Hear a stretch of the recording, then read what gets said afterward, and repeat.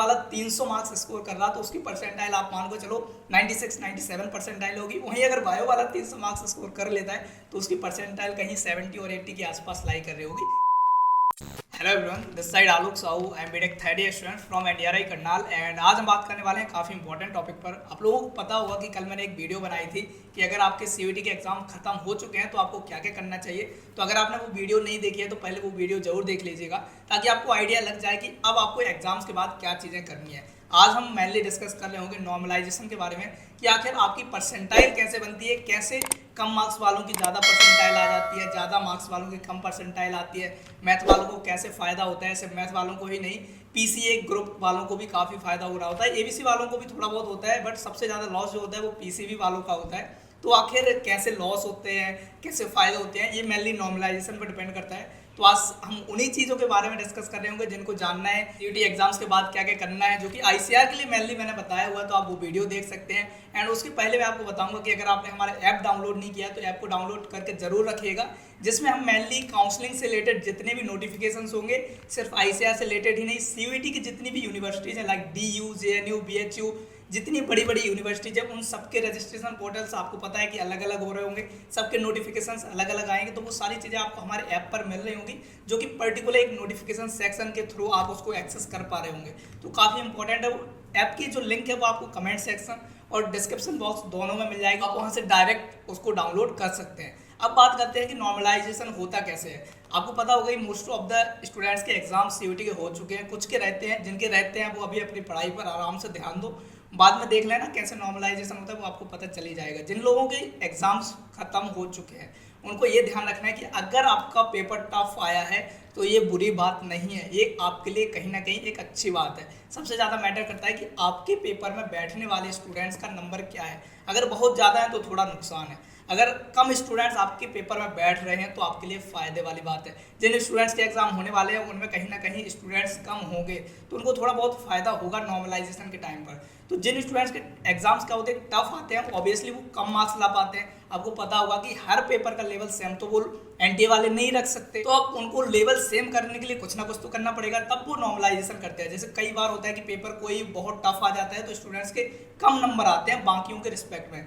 वहीं दूसरी बार होता है कि पेपर बहुत सिंपल बना दिया, स्टूडेंट्स के बहुत अच्छे नंबर आ रहे हैं और नंबर ऑफ स्टूडेंट्स ज़्यादा हो जाते हैं जिनके अच्छे नंबर ज़्यादा होते हैं, और जब पेपर टफ आ रहा होता है तो नंबर ऑफ स्टूडेंट्स कम होते हैं जिनके अच्छे नंबर आते हैं। तो अब इनको एक सेम लेवल पर लाने के लिए क्या करते हैं, नॉर्मलाइजेशन में मेनली बेसिक फंडा उनका एक ही होता है कि जिनका पेपर टफ आता है उनको मार्क्स दिए जाते हैं और जिनका पेपर ईजी आता है उनसे कुछ मार्क्स डिडक्ट किए जाते हैं, ताकि दोनों को एक बराबर लेवल पर लाया जाए। अब मार्क्स कितने काटे जाएंगे, कितने ऐड किए जाएंगे, इसका एक पर्टिकुलर फॉर्मूला है जो कि एनटीए वालों ने अपने इन्फॉर्मेशन बुलेटिन में कंप्लीटली डिटेल में दे रखा है। अगर आपको वो देखना है तो हमने अपने ऐप पर अपलोड कर रखा है इन्फॉर्मेशन बुलेटिन, तो आप वहां से जाकर देख सकते हैं। उसमें आपको ज़्यादा चीज़ें डिटेल में समझ आ रहे होंगे, बट बेसिक सा फंडा यही है कि अगर आपका पेपर टफ आता है तो आपको मार्क्स मिलेंगे और अगर आपका पेपर सिंपल आता है तो आपको मार्क्स कटेंगे। तो इस तरीके से दोनों को बराबर किया जाता है, तो आपकी परसेंटाइल बनती है। परसेंटाइल देखो आपके दूसरे स्टूडेंट्स के रिस्पेक्ट में नहीं बनती है। जो ये परसेंटाइल है आपकी मेनली आपकी शिफ्ट में ही बन रही होती है, बाकी स्टूडेंट्स से आपको मतलब नहीं है कि दूसरी शिफ्ट के स्टूडेंट्स क्या कर रहे हैं, कितना स्कोर कर रहे हैं, कितना नहीं स्कोर कर रहे हैं। मेनली आपने अपनी शिफ्ट में कितना स्कोर किया वो मैटर करता है एंड उसी के हिसाब से आपकी परसेंटाइल बनेगी। आपके देखो मार्क्स एडिशन और सब्ट्रैक्शन ये पहले ही हो जाता है अगर उनको जरूरत पड़ती है, तो वरना नॉर्मलाइजेशन परसेंटाइल से भी इजीली हो जाती है, क्योंकि अगर आप अपनी शिफ्ट में बैठ रहे हैं और आपका पेपर सिंपल आता है तो ऑब्वियसली आपकी परसेंटाइल कम आ रही होगी, क्योंकि नंबर ऑफ स्टूडेंट ज़्यादा हो रहे होंगे जिनके मार्क्स अच्छे आएंगे।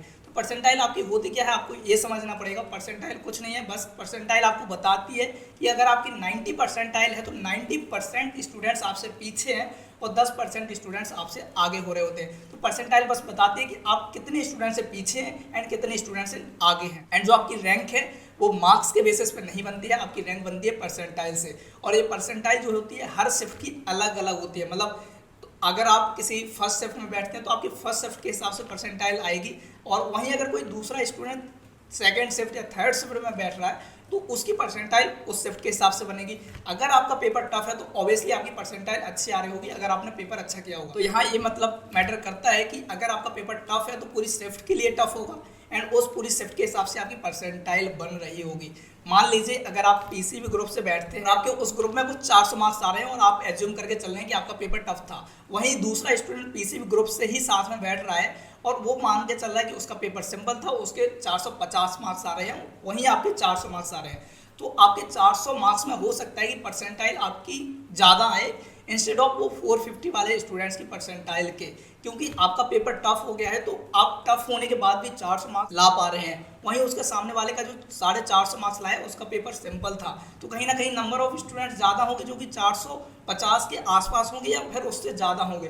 तो इस तरीके से उसकी परसेंटाइल जो होगी वो कम जाएगी, क्योंकि नंबर ऑफ स्टूडेंट्स ज़्यादा हो गए हैं उसके मार्क्स से। लेकिन आपका पेपर टफ था इसलिए आपकी जो परसेंटाइल है वो अच्छी होगी, क्योंकि नंबर ऑफ स्टूडेंट्स ज़्यादा नहीं होंगे। तो इस तरीके से आपको समझना है, काफ़ी कॉम्प्लिकेटेड हो जाएगा, सीधा सीधा सा फंडा है। इतना समझ लो कि अगर आपका पेपर टफ है और आप अच्छे मार्क्स सिक्योर कर पा रहे हैं अपने हिसाब से, तो समझ लीजिए कि आपकी एक परसेंटाइल अच्छी आएगी। और वहीं अगर आपका पेपर बहुत सिंपल था और बहुत अच्छे मार्क्स ला रहे हैं आप, तो आपकी परसेंटाइल में थोड़ा बहुत डिफरेंस आएगा। ऐसे नहीं कि बहुत ज़्यादा डिफरेंस क्रिएट हो रहा है, बट हाँ थोड़ा बहुत होगा, लेकिन ऑब्वियसली आपकी शिफ्ट के हिसाब से ही होगा।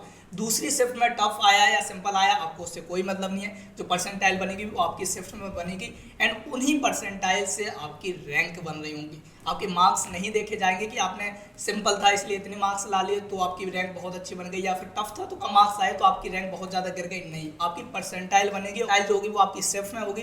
तो ऑब्वियसली अगर आपका पेपर टफ आया तो वो सभी स्टूडेंट्स के लिए टफ आएगा, और जब सभी स्टूडेंट्स के लिए टफ आएगा तो आपकी उनके हिसाब से परसेंटाइल बनेगी। बाकी स्टूडेंट्स से आपको मतलब नहीं है कि उनका पेपर सिंपल आ रहा है या टफ आ रहा है। जब आपकी परसेंटाइल आपके शिफ्ट के हिसाब से बन रही होगी, उसके बाद जब सभी परसेंटाइल को एक साथ कंबाइन किया जाएगा एंड देन उसके बाद आपकी रैंक निकल रही होती है।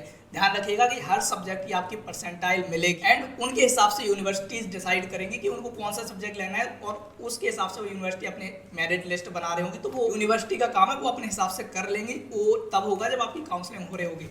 तो काफ़ी सारे स्टूडेंट थोड़ा बार बार पूछ रहे थे कि नॉर्मलाइजेशन क्या है, तो ये थोड़ा सीन होता है, थोड़ा सा कॉम्प्लिकेटेड आपको लग रहा होगा कि आपको समझ नहीं आ रहा है, बट कुछ नहीं है, फंडा बस सिंपल सा है कि आप जिस शिफ्ट में बैठे हैं उस शिफ्ट के स्टूडेंट्स को पेपर कैसा लगा उसी के हिसाब से आपकी परसेंटाइल बनेगी, और परसेंटाइल से आपकी रैंक आएगी।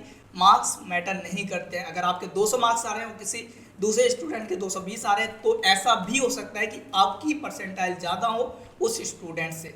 हो सकता है उसका पेपर सिंपल आ गया हो, बाकी स्टूडेंट उससे ज़्यादा कवर कर लिए हो, आपका पेपर टफ आया है, आपने 200 कवर कर लिए, वो बहुत ज़्यादा हो गए, और आपके आगे बहुत कम स्टूडेंट्स हैं इसलिए आपके पास अच्छी परसेंटाइल आएगी, उसके पास थोड़ी कम परसेंटाइल आएगी। तो ऐसा हो सकता है। तो मार्क्स पर हमें नहीं जाना है, हमारी सारी चीज़ें डिपेंड करती हैं परसेंटाइल पर, एंड परसेंटाइल ही आपकी रैंक डिसाइड करेगी। तो इस तरीके से नॉर्मलाइजेशन वर्क करता है। इनके बाद परसेंटाइल जब आपकी आएगी तो उसका एक फॉर्मूला होता है, उस फॉर्मूले को यूज़ करके आप अपनी रैंक खुद से भी कैलकुलेट कर सकते हैं। अगर एनटीए रैंक बाद में रिलीज करती है तो, अगर परसेंटाइल के साथ ही अगर आपकी रैंक आ जाती है तो आपको प्रॉब्लम नहीं होगी, लेकिन अगर परसेंटाइल के बाद रैंक आती है तो आप उस फॉर्मूले से भी कैलकुलेट कर सकते हैं। वो चीज़ें हम बाद में डिस्कस कर लेंगे। अभी के लिए बस इतना जान लो कि नॉर्मलाइजेशन होने से क्या फ़र्क पड़ता है। अब बात आती है कि पीसीएम वालों को क्यों फ़ायदा हो जाता है। पीसीएम वालों को देखो इसलिए फ़ायदा हो जाता है क्योंकि उनके नंबर ऑफ स्टूडेंट्स कम होते हैं, एक तो पहली बात ये हो गई है, और दूसरी बात यह है कि पीसीएम स्टूडेंट्स वालों की जो मैथ होती है वो एक तो लेंदी होती है, बहुत ज़्यादा स्टूडेंट उसको कवर नहीं कर पाते हैं। तो उसके चक्कर में आपकी अगर थोड़ा अच्छा कर लेते हैं उन सब्जेक्ट्स में तो अच्छी परसेंटाइल आपकी आ जाती है, क्योंकि नंबर ऑफ स्टूडेंट्स अच्छा करने वाले थोड़े कम होते हैं। तो इस तरीके से मैथ वालों को फ़ायदा हो जाता है, और बायो वालों को थोड़ा नुकसान इसलिए होता है क्योंकि नंबर ऑफ स्टूडेंट्स ज़्यादा होते हैं। नीट के स्टूडेंट्स आते हैं, बहुत अच्छा स्कोर कर रहे होते हैं, तो number of students same score करने वाले बहुत ज़्यादा होते हैं, इसलिए उनकी सेम मार्क्स पर अगर आप देखेंगे मैथ वाला 300 मार्क्स स्कोर कर रहा तो उसकी परसेंटाइल आप मान को चलो 96-97 परसेंटाइल होगी। वहीं अगर बायो वाला 300 मार्क्स स्कोर कर लेता है तो उसकी परसेंटाइल कहीं 70 और 80 के आसपास लाई कर रही होगी, क्योंकि बायो ग्रुप से 300 मार्क्स बहुत कम है लेकिन मैथ ग्रुप से 300 मार्क्स बहुत ज़्यादा है। तो इस तरीके से थोड़ी वेरिएशंस आपको यहाँ देखने को मिलेंगे। तो ऐसा होता है, तो जो कि चला आ रहा है, तो इसमें कोई नई चीज़ है नहीं। तो इस तरीके से थोड़ी डिफरेंस क्रिएट होते हैं। वैसा ही एबीसी वालों ग्रुप में भी होता है, क्योंकि नंबर ऑफ स्टूडेंट्स उसमें कम है, तो उस तरीके से उनकी परसेंटाइल आती है, और परसेंटाइल से उनकी रैंक बनती है, और रैंक बनेगी तो आपकी, तो उसके हिसाब से रैंक अच्छी बन जाएगी। एंड इस तरीके से आपकी चीज़ें चल रही होती है। आई होप कि आपको समझ आ रही होंगी चीज़ें। अगर आपको समझ नहीं आती हैं तो आप हमसे कमेंट सेक्शन में अपने डाउट पूछ सकते हैं। हमारे कई सारे सोशल मीडिया हैंडल्स हैं, वहाँ से भी आप हमसे कांटेक्ट कर सकते हैं। हमारी पूरी कोशिश होगी कि हम आपकी हेल्प कर रहे होंगे। दैट्स ऑल यार, बाकी मिल रहे होंगे अगली वीडियो में, तब तक ये चलते हैं, बाय, टेक केयर।